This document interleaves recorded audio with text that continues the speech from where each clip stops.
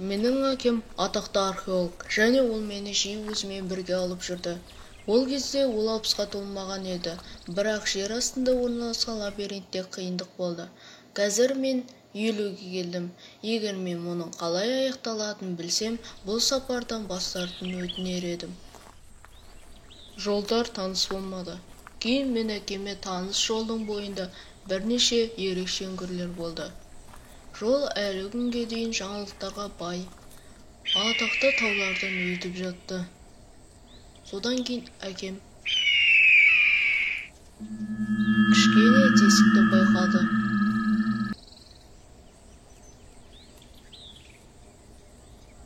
Жартас дөңгелек пішіндес болғандықтан табиғат жаратқан үңгірге ұқсамайды.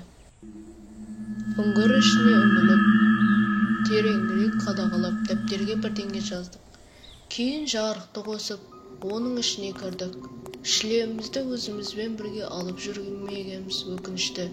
Және мен төбеге бірнеше рет соғылдым. 50 метр жүрдік.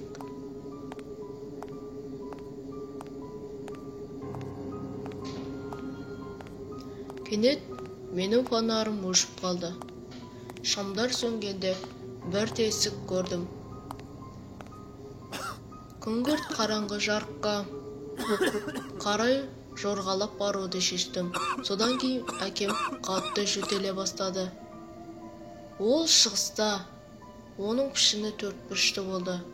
Мен әкемнің шамымен жұмыс істеп, оны жандырғысы келгендіктен біраз артта қалдым.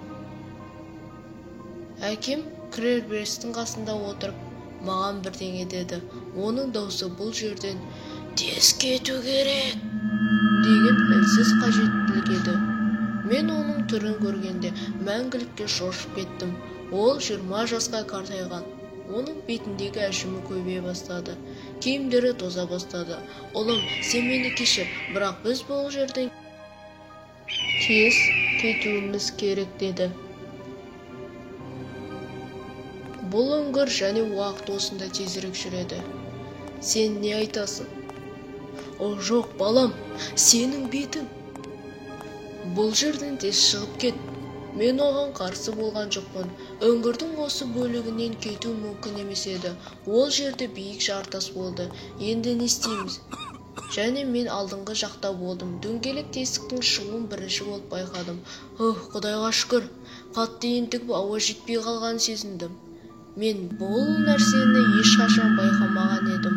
Осы кезде үңгірден шықтым. Ал әкем үлгермей қалды. Оның уақыты осы сұмдық үңгірде аяқталды. Бұған кірген барлық тіршілік иесі уақытын өткізіп алады.